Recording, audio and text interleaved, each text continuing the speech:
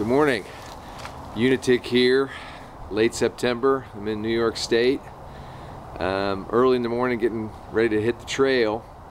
I want to take a second attempt to record a video that's a little further explanation of why I was calling for a whistleblower on a video I posted about 5 weeks ago. Maybe it's a little more appropriate that I'm filming this now, since I've just passed through the state of Connecticut, home of Lyme, Connecticut, the namesake town where this unexplained epidemic erupted onto the scene back in 1975. Something no public health official has ever adequately explained, of why this new virulent strain of Lyme disease emerged in this small New England town just a few miles from Long Island in New York, and a place called Plum Island, New York. Further explanation of which is in a well-researched book called Lab 257.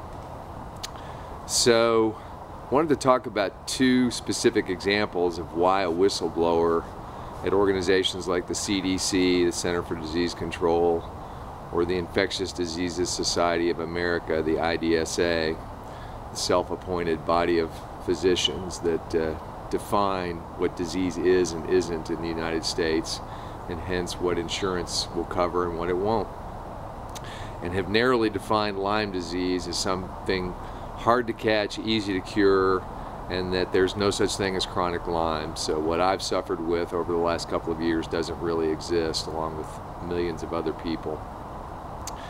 So I wanted to talk about lab testing and treatment protocols that the IDSA and the CDC endorse, which, from a common sense perspective, when you understand the pathogen Lyme disease, the bacteria that causes it and the way it works, seem like a recipe, these protocols, for under-treatment and under-diagnosis of the fastest growing epidemic in the United States. So the lab test that they use right now tests for the antibodies that your immune system produces specific to the Lyme bacteria. There's probably at least a dozen different strains of the Lyme bacteria in the US alone, as well as different ones in places like Australia, New Zealand, Europe. This is a worldwide epidemic. And the current lab test only tests for one, so there's a weakness right then and there.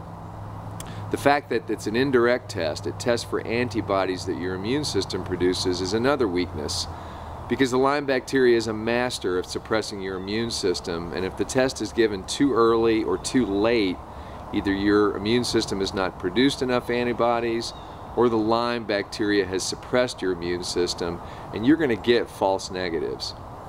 These tests, called the ELISA and the Western blot, are so poor and so inaccurate that Virginia recently passed a law just earlier this summer called the Lyme Test Disclosure Act, that mandates that doctors that give either or both of these tests give written disclosure to a patient saying, just because this test is negative does not mean you don't have Lyme. Lyme should be a clinical diagnosis that can be confirmed by one of these substandard tests, but not using these tests to rule Lyme out, which is what's happening all across the country, and people are staying sick because they think they don't have an infection that they really do.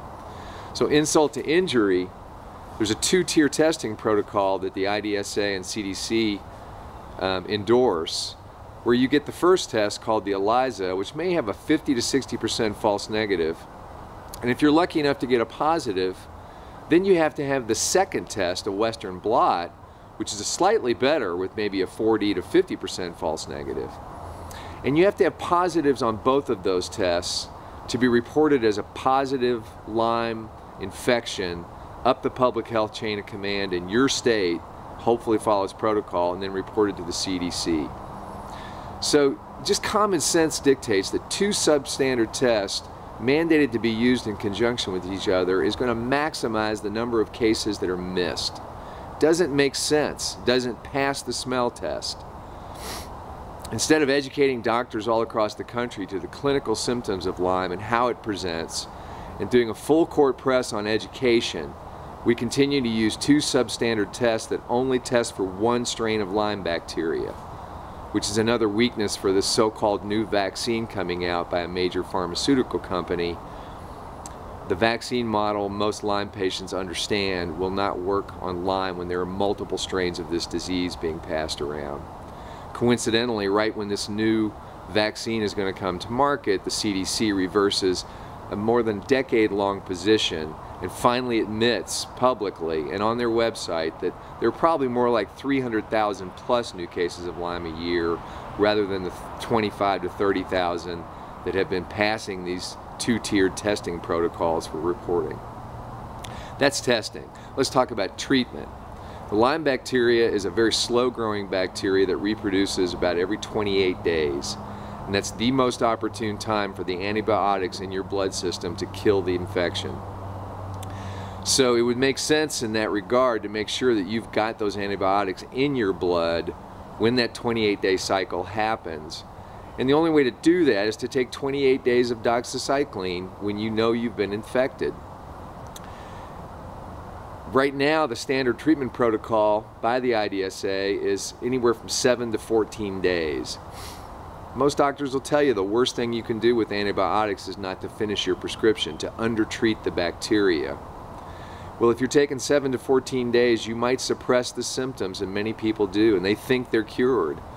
But what you've really done is just drive that infection into remission, into hiding, because Lyme bacteria can change form and under threat of antibiotics and maintain themselves in the body for long periods of time in a cyst form, surrounded by a biofilm that protects them from doxycycline if you undertreat it. So why aren't we given 28 days? Why aren't we given 6 weeks, which is what my Lyme specialist recommends, to be safe? This is the fastest growing epidemic in the country, and we are chronically underdiagnosing and undertreating it. Those are the kinds of things that I'm calling for a whistleblower in either of those organizations. There are people that know that the leadership at the very top levels of both those organizations are bought and paid for by corporate medicine in this country. And as each year passes, I think that's less and less a flaky idea to more and more Americans. And you look at the revolving door in the leadership of those kinds of organizations between big pharma, government service, back and forth, and the conflicts of interest and the boards of directors of the doctors who are being paid by universities and by pharmaceutical companies for their time, and they're writing guidelines for disease and insurance coverage. Please, once again, watch Under Our Skin. Documentary is free on Hulu.com and it's on Netflix streaming for a fuller explanation of this. And I want to close with an endorsement of an upcoming sequel to that film. It was produced in 2008, and at the time the producers submitted a Freedom of Information Act request for emails between organizational leaders at places like the CDC, the IDSA, the National Institutes of Health. Finally, more than 5 years later, those requests were granted after stalling and obfuscation to the nth degree. And what they revealed is the denigrating nature of the way that these leaders talk about Lyme patients all across the country, calling them wackos. What kind of healer talks about their patients in that regard?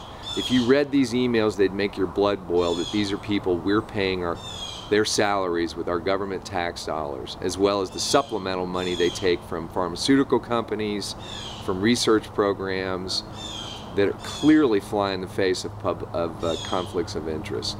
So that's my rant for the day. It's based on 2 years worth of research as I laid on a couch sick. All this information is available for you. Authors like Pam Weintraub, Cure Unknown, researchers like Alan McDonald. You can look at his information on YouTube about the similarities between the syphilis bacteria and the Lyme bacteria and why he believes it can be passed sexually and through the blood supply. Researchers like Garth Nicholson, who asked the question, why is Mycoplasma fermentans so commonly in Lyme patients as well as Gulf War syndrome patients? And Jerry Leonard, who writes an internet newsletter called Public Health Alert, who raises some great questions too. All this information is out there. I hope you'll look it up.